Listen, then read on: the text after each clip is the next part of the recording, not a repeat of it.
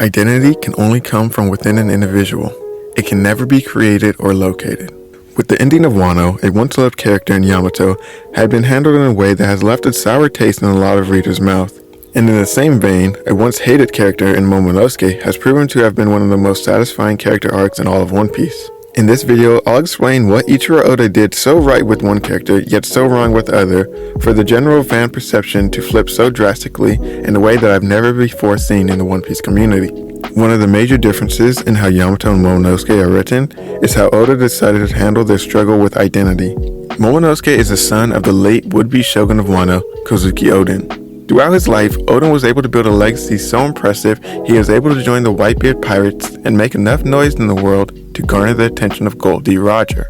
Roger was fascinated with his character and his ability to read the poneglyphs, leading Roger to invite him to his crew for his last journey to find the One Piece. Even further, 25 years after Kozuki Oden was seen or heard of by the outside world, Akainu was still afraid of what he might be able to do if they were to invade Wano. Because of his father's untimely death, Momo was put into a position in which he had to fill a void in which no 8-year-old could ever possibly imagine filling.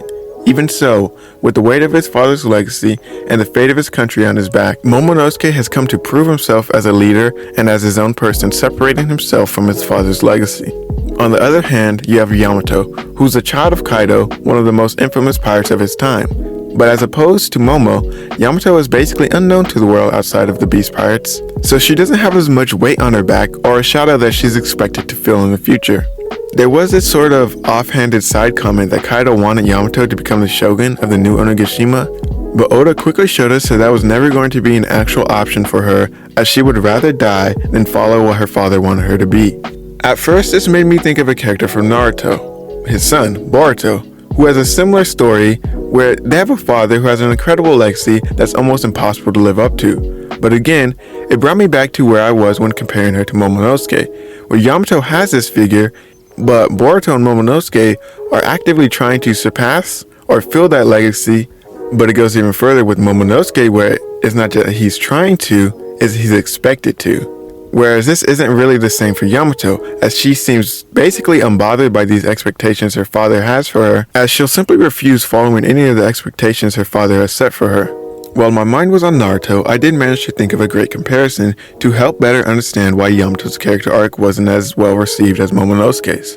And for this comparison, I'd like to draw your attention towards Sasuke Uchiha.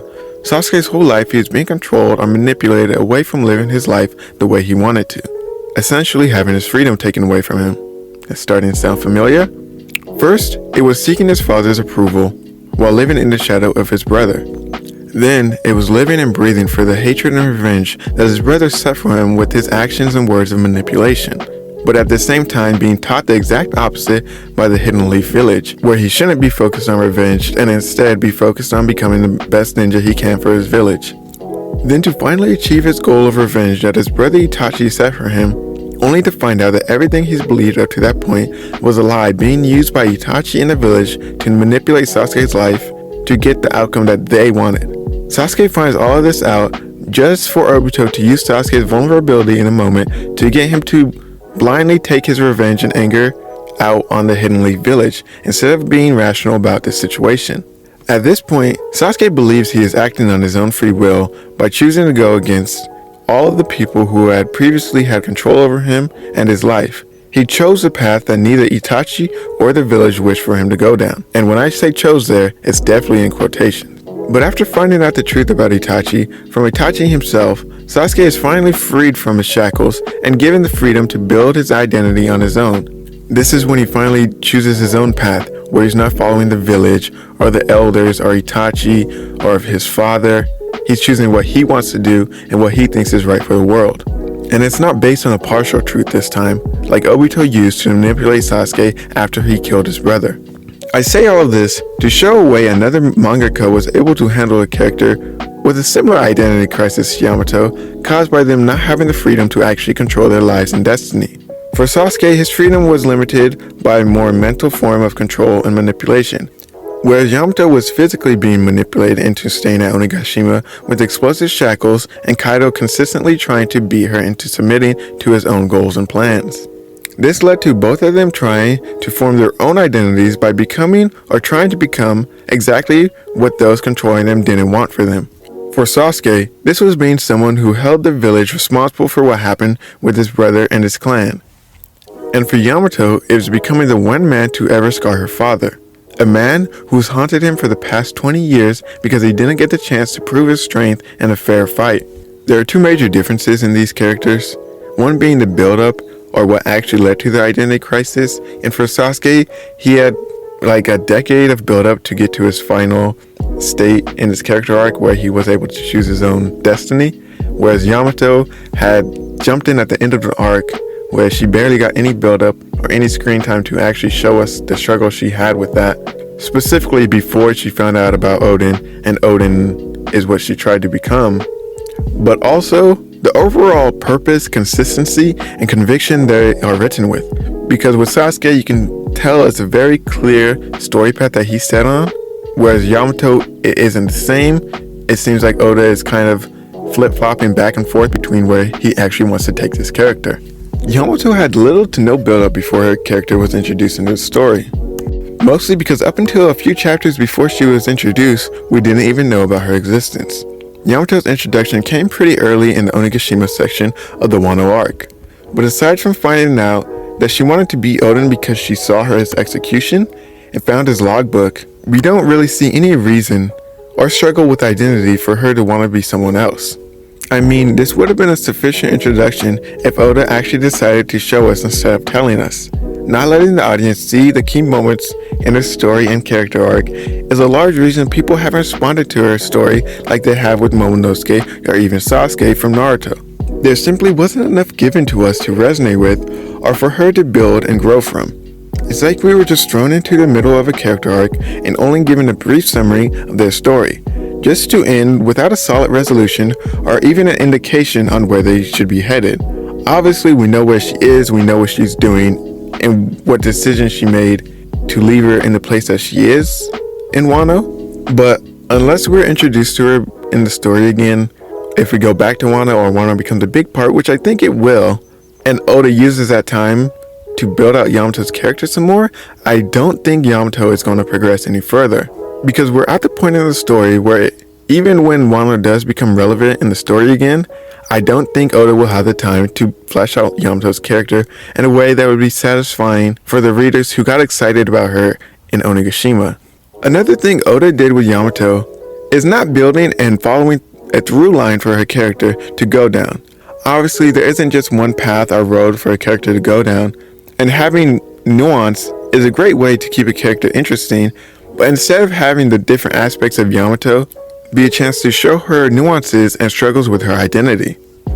It seems more like Oda came up with an idea for a character last minute and wasn't fully able to finish their development phase. This is most obvious with her identity struggles, as she obviously has struggles knowing who she was or was supposed to be, but aside from a comedic relief, it wasn't really ever expounded on, leaving us with a character who isn't able to progress due to Oda not having a clear plan for where he wants to take her.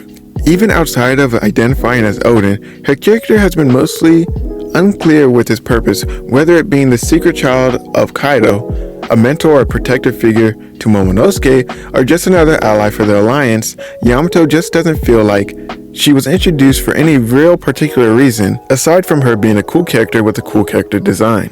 Think back to the raid on Onigashima.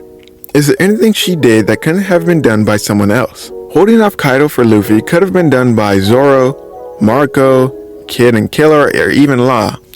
And pushing Momonosuke to be able to carry Onigashima and step up to the plate could have been done by Zoro, Luffy, Kinemon, or even really any of the other scabbards. And then everything else she did could have been done by any of the other Straw Hats or a lot of the higher ups in the alliance as well.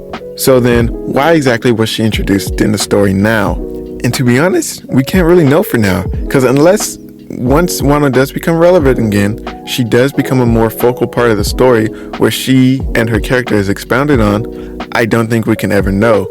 And if she doesn't get expounded on, then I definitely think there was no real reason for her introduction, aside from her being a cool character. You know, it's sad to think because with Momonosuke being so similar in character to her, we know that Oda can do very well. We saw how Oda planned Momonosuke from the very beginning to be who he is now. He was introduced as a snobby brat and was slowly pushed to being his own leader, his own man, and then becoming a leader through becoming his own man. And this was mostly by Luffy, because Luffy is somebody who is very strong with self-identity. He knows who he is, and he wants people to be who they are rather than what the world wants them to be. And that's exactly what he pushed Momonosuke to do. And for Momonosuke, this wasn't easy. He had to overcome his fears. He had to step up to a plate of an adult when he's only an 8-year-old boy. He had to feel the shadow of somebody who's one of the greatest pirates and one of the greatest men of all of One Piece. But because he was able to do this, a lot of people grew respect for him. And by a lot of people, I do mean the readers rather than the outside people, because everyone around him already had these expectations for him and had this innate respect for him because he was Oden's son. So for Oda, it was more of a struggle of getting the readers to respect and come to like and enjoy seeing Momonosuke on screen. And he used Luffy to be the catalyst for Momonosuke's transformation. And for Yamato, it definitely could have been the same thing, because I definitely don't think Luffy agrees with Yamato identifying as Oden, as that's not who she is. She's Yamato. It's clear that she knows it's not a good thing, in the same way that Luffy does, to follow the footsteps of somebody who came before you just because they have expectations of you. But she doesn't understand that you can't just choose somebody's life and try to become them. And this is where Luffy would come in and show her that, as for Luffy, he has to be his own man. It's not following in Ace's footstep. It's not following in Dragon's or Garp's or even Roger's or even Shanks, who is probably the person he looks up to the most. Luffy is his own person who creates his own path, and that is what he has to teach people around him to do. And Oda not using that characteristic of Luffy to be the catalyst for Yamato's growth is a big letdown for a lot of people who grew connected to Yamato really quickly, because they can see clearly what her struggles were, but for them to just not go anywhere because Oda decided not to do anything with them is very disappointing. I'm making this video because I really do like Yamato, and I think she could have gone really far in the story in terms of being an interesting and lovable character, but Oda just didn't do much with her. So going forward, I hope we do see more of her. I'm hoping to get a cover story of her. There's not much growth that you can do in there, but you can start to introduce kind of themes and paths that she might go down. And then when Wano finally does become a part of the story again, I do hope that we see some growth from her. Even if it's off screen, I want to see something, because at this point in the story, we can't hope for a whole deep dive into her character, just because there's so much we have to get to in the meantime. But yeah, guys, that's basically it for this video. I know it's super late. I wanted to get this done right after Wano, but I've been having troubles deciding what to do, because I wanted to do a Wano review, then I decided not to. And I've been writing a Kaido video for a very long time, but I'm having troubles getting all of these themes in their own videos without them clashing with each other, because I don't want to just be repeating the same things I'm saying. And a lot of the themes for these specific characters are the overall themes of Wano. So I think I've decided to pair a few characters up and make a few videos about them, just so I can have covered Wano. And at the same time, I will be doing current story stuff with Vegapunk and Egghead Island, as well as what's happening with Blackbeard and Law, and whatever else we see going forward. But yeah, guys, if you like this video, let me know and leave a like. And if you have similar or different opinions to me, let me know in the comments down below, because I really do want to hear more about what people's reading on Yamato was, because for the most part, I see the same thing. People just don't go that deep into it because of, I think a lot of people got tired of Wano and they're just kind of moving on from the topic. But if anyone is willing to talk about it, just let me know down in the comments below. And if you want to see more content like this, just subscribe, and I hope to see you in the next video. But yeah, until next time, later.